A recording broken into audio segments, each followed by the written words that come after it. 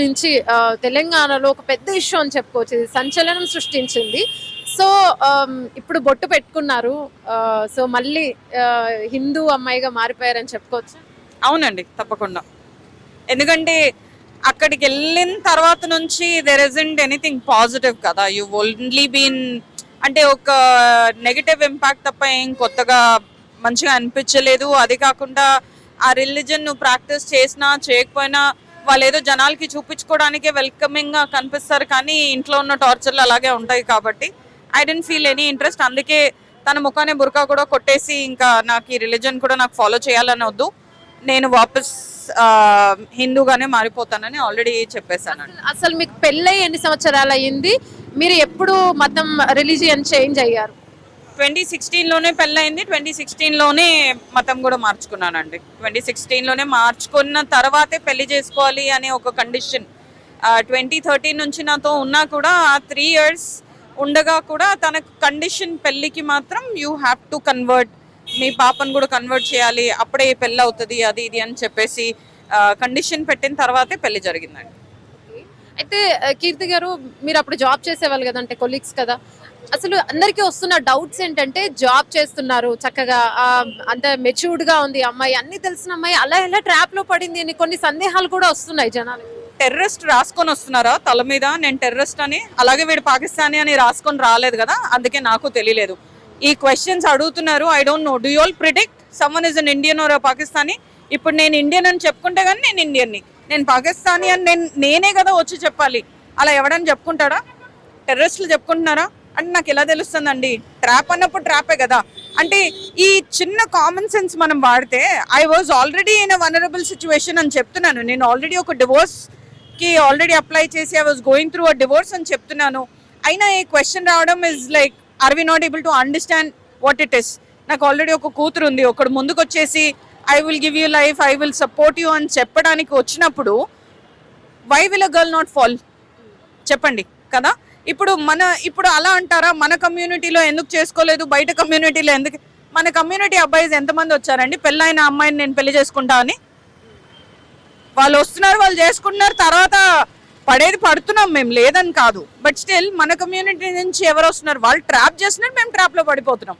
Obviously you're foolish at the time because you're already in a vulnerable state. అప్పుడు అంటే already పెళ్ళై పాప ఉన్న తర్వాత సెకండ్ ఒక ఆప్షన్ వచ్చింది అంటే ఇంకా చాలా థింక్ చేస్తాం. సో ఎంతో ఆలోచించి కానీ మళ్ళీ ఇంకొక లైఫ్ ముందుకు వెళ్ళము. ఇమోషనలీ లోగా ఉన్నప్పుడు మీరు థింక్ చేయగలుగుతారా? I don't know. అది I don't know how people can think. But నేను ఎమోషనలీ లోగా ఉన్నప్పుడు నేను థింక్ చేయలేను. ఇప్పుడు నేను ఎమోషనలీ లోగా లేను, నేను ఎమోషనలీ చాలా స్ట్రాంగ్ అయిపోయాను. అందుకే ఈ స్టెప్ కూడా తీసుకోగలిగాను. But last time when I was going through a divorce I was definitely emotionally low. ఆ టైంలో ఐ డోంట్ నో ఎంత కామన్ సెన్స్ వాడి మనం థాట్ తీసుకుంటాం అనేది నాకు తెలీదు. But I was definitely not in that state of mind to even think ఎవరు ముందు, వాడి సిటిజన్షిప్ ఏంటి, అవన్నీ ఆలోచించే అంత సిచ్యువేషన్లో లేను. అయినా సిటిజన్షిప్ కనుక్కోకుండా జాబ్స్ ఇచ్చే వాళ్ళకి తెలియాలి. వాడి దగ్గర already Aadhaar card, pan card ఇవన్నీ పెట్టుకొని వాడి జాబ్ వచ్చినప్పుడు నేనేం ఎంక్వైరీ చేస్తానండి? కంపెనీ వాళ్ళే తీసుకున్నారు, వాడి దగ్గర ఆ ప్రూఫ్స్ అన్నీ ఉంది, వాడి దగ్గర బ్యాంక్ అకౌంట్స్ ఉన్నాయి.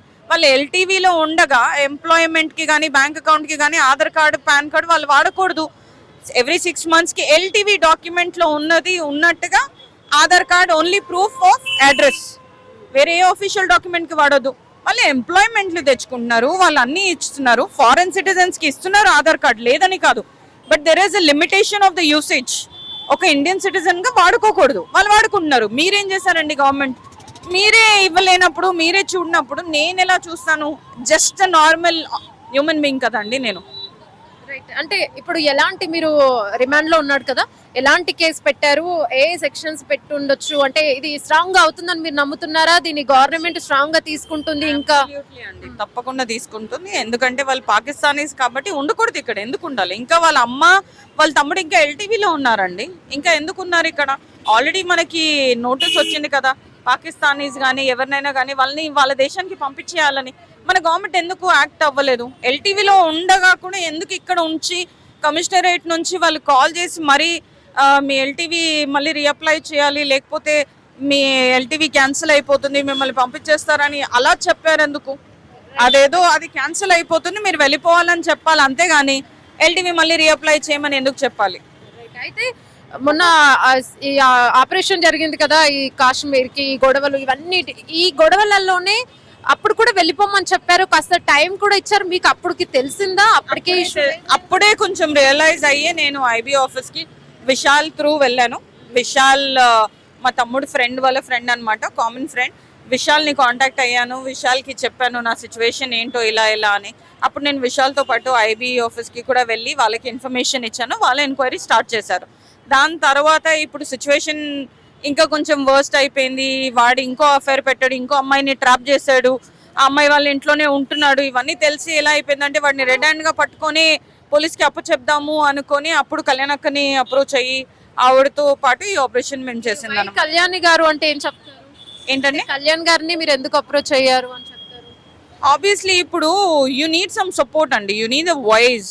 ఒకళ్ళు వినాలి, ఆ వాయిస్ ఉండాలి, అండ్ దెన్ అప్రోచబిలిటీ పబ్లిక్లో ఉండాలి కదండి. అలాంటిది అండ్ ఆవిడ ఎప్పుడు న్యాయంకి నిలుస్తారని తెలిసి కళ్యాణక్కని అప్రోచ్ అయ్యాను. మీకు అసలు అంటే పెళ్ళైన తర్వాత మీకు ఎలా తెలిసిన డీటెయిల్స్, తను పాకిస్తానీ అని, వాళ్ళ ఫ్యామిలీ గురించి కానీ, మీరు ఎంత టార్చర్ తీసుకున్నారు, ఏంటి, ఎన్నేళ్ళు అయింది? టార్చర్ నేను లాస్ట్ 10 years నుంచి అయితే టార్చర్ ఎలాగో తీసుకుంటూనే ఉన్నాను. వాడు కొట్టడం, తిట్టడం, డబ్బులు తీసుకోవడం, వాడికి లోన్లు తీసి మరీ వాడి క్రెడిట్ కార్డ్ బిల్స్ అన్ని నేను ఇది చేయడం, అలాంటివి చాలా జరిగింది. నేను చాలా చాలా చేశాను. ఆల్మోస్ట్ 20-30 lakhs వరకు అయితే నేను ఇచ్చేసి ఇంకా వాడికి 4 lakhs పెట్టి బండి కొనిచ్చాను. కార్కి నేను ఇంకా ఆల్మోస్ట్ 1.5 to 2 lakhs వరకు నేను కార్ కొనడానికి డబ్బులు ఇచ్చాను. ఇవన్నీ చేశాను. ఆ కార్కి ఏమైనా సర్వీసింగ్ అవుతే మళ్ళీ అప్పుడు 10,000 20,000 అలా కూడా ఇస్తూనే ఉన్నాను. వాడు ఎంత సంపాదించినా నా దగ్గర నుంచి డబ్బులు మాత్రం బాగానే ఎందుకంటే ఇండిపెండెంట్గా వదలకూడదు కదా, అదొక థాట్. ఈమె దగ్గర డబ్బులు ఉండేసి ఆమెను వదిలేస్తే ఇంకా ఎక్కువగా ఇదైపోతుంది అనే ఒక థాట్తో నేను ఎప్పుడు సప్రెస్ చేసి ఉంచుతాడు అనమాట. సో అలా వాడు చేస్తూ ఉండేవాడు, కొట్టడం, తిట్టడం. ఇప్పుడు పెళ్ళైన కొత్తలో కూడా ఇదే, నువ్వు బయటికి వెళ్తే మాత్రం చూసావా టెంపుల్స్ ఎప్పుడు కాల్వాల మీద కడతారు, కాల్వ లోపల కడతారు. అదే హైకోర్టుకి వెళ్ళే దారిలో ఆ ఓల్డ్ బ్రిడ్జ్ ఒకటి ఉంది కదా, దాని కింద ఒక ఫ్లోయింగ్ వాటర్లో చిన్న టెంపుల్ ఉంది. ఆ టెంపుల్ చూసి చెప్పడము. మా ఇంటి దగ్గర కూడా హనుమాన్ టెంపుల్ ఉంది. హనుమాన్ టెంపుల్కి ముందే ఒక మస్జిద్ కూడా ఉంది. మస్జిద్ లోపలికి ఉంది, దానికి ఒక ప్లేస్ ఉంది. కానీ టెంపుల్ మనది ఆ కాల్వ మీదనే ఉన్నందుకు చూసారా ఇలా ఉంటుంది, this is what they do. మీకు అసలు హిందూస్కి అసలు ప్లేస్ ఉండదు, కాల్వాల మీద గుడిలు కట్టుకుంటారు, అది ఇది అని చెప్పేసి చాలా డిస్క్రిమినేషన్ చేసి మాట్లాడడం, చాలా కొరాషన్ చేయడం అలా. అది కాకుండా దాని తర్వాత ఈ సిఎన్ఏ ఎన్ఆర్సీ ఎప్పుడైతే వచ్చిందో అప్పుడే ఇది అంతా కొంచెం లైట్లోకి వచ్చింది. అరే వీళ్ళు పంపించేస్తారా, మనకు బర్త్ సర్టిఫికేట్ ఇక్కడ ఉండాలన్నారు, అది లేకపోతే పంపించేస్తారు, అది ఇది అని వాళ్ళ డిస్కషన్లు, కమిషనర్ ఆఫీస్కి వెళ్ళడము రావడము అలాంటివి చాలా చేశారు. దాని తర్వాత రీసెంట్గా ఈ పహల్గామ్ అటాక్ తర్వాత కూడా వాళ్ళు చాలా డిస్టర్బ్ అయ్యారు, అరే ఏమవుతుందో ఇప్పుడు ఎలా ఉంటుందో అని. అప్పుడే నేను విశాల్ని అప్రోచ్ అయ్యి ఇంకా ఇది ప్రొసీడ్ చేశాను. నైస్. యాక్చువల్లీ మీరు తీసుకున్న ఈ బర్డెన్ అంతా, తన నుంచి ఆ టార్చర్ అదంతా కూడా ఒక గ్రేట్ లేడీ, ఒక గ్రేట్ ఉమెన్ అని చెప్పుకోవచ్చు. ఎందుకంటే మీరు ఒక అడుగు ముందుకేసి తనపై కేసు పెట్టడము, బయటకు వచ్చి బుర్కా తీసేసి మళ్ళీ బొట్టు పెట్టుకోవడం, ఇదంతా కూడా అప్రిషియేట్ చేయొచ్చు మిమ్మల్ని ఈ విషయంలో. సో నెక్స్ట్ స్టెప్ ఎలా, అంటే మీ లైఫ్ ఏంటి, నెక్స్ట్ ఎలా అనుకుంటున్నారు? మీరు జాబ్ చేస్తున్నారా ఏంటి? పిల్లలు ఉన్నారండి, ఇంకా పిల్లల్ని చూసుకోవాలి, జాబ్ చేసుకోవాల్సిందే. ఎలా బతుకుతాను ఇంకా నేను? కాకపోతే అది life has to go on. Kids నా దగ్గరే ఉన్నారు కాబట్టి హోల్ అండ్ సోల్ నా రెస్పాన్సిబిలిటీ. నా పిల్లలు నా దగ్గరే ఉన్నారు, అండ్ దెన్ అది చూసుకుని ఇంకా లైఫ్ అలాగే గడిపేయాలి. కీర్తి గారు, ఆల్ ద బెస్ట్ అండి ఫర్ యువర్ ఫ్యూచర్. అంటే అతన్ని ఏం ఉండేది, అంటే ఎప్పుడైనా ఏమైనా సంబంధాలు ఉండేవా, ఇంకా పాకిస్తాన్ వాళ్ళ త్రూ ఏమైనా చేశాడు? ఇవేనండి వాళ్ళ ఇంట్లో వాళ్ళు ఇంకా పాకిస్తాన్ లో ఉన్నారు, కనెక్ట్స్ ఉన్నాయి. వాళ్ళ ఇన్స్టాగ్రామ్ లో పాకిస్తానీ కనెక్ట్స్ ఉన్నాయి. చాలా మంది వాళ్ళ కాంటాక్ట్ లో ఉన్నారు. వాళ్ళు ఇన్స్టా, స్నాప్చాట్ అన్నిట్లో, వాట్సాప్ లో కానీ వాళ్ళు మాట్లాడుతూనే ఉంటారు. మీరు ఇంకా ఫైట్ చేద్దాం అనుకుంటున్నారా ఇలాగే అతని, వాడికి శిక్ష పడే వరకే? అంటే శిక్ష పడే వరకే కాదు, వాడిని బయటికి పంపించేంత వరకు పోరాడతాము. విశాల్ ఉన్నారు, విశాల్తో పాటు అక్క ఉన్నారు, వాళ్ళిద్దరిని తోడు పెట్టుకుని ఇది ఎలాగైనా చేయాల్సిందే. మీ ఫ్యామిలీ సపోర్ట్ ఎలా ఉంది ఇప్పుడు? ఉందండి, నా ఫ్యామిలీ నాకు డెఫినెట్లీ మోరల్ సపోర్ట్ ఇస్తుంది. మేబీ ఫిజికలీ నాతో ఉండట్లేరు వాళ్ళు, ఎందుకంటే ఒక ఏజ్ కూడా ఉంటుంది కదా, ఉండలేరు. మా తమ్ముడు మాత్రం నాతో ఎప్పుడూ ఉంటున్నాడు. అండ్ మా అత్త వాళ్ళు ఏంటంటే మా ఫాదర్ మదర్ లేరు, సో మా మేనత్తలే ఉన్నారు. వాళ్ళకి ఏజ్ ప్లస్ 70+ ఉంటారు వాళ్ళు. ఇప్పుడు దాంతో ఆ ఏజ్తో వాళ్ళు నాకు వచ్చి సపోర్ట్ చేయడము, ఈ రోడ్డు మీద ఇలా బయటపడడము, ఇట్ ఈస్ నాట్ పాసిబుల్. అందుకే నేను వాళ్ళని ఎక్కడ తీసుకుని రావట్లేదు. Thank you.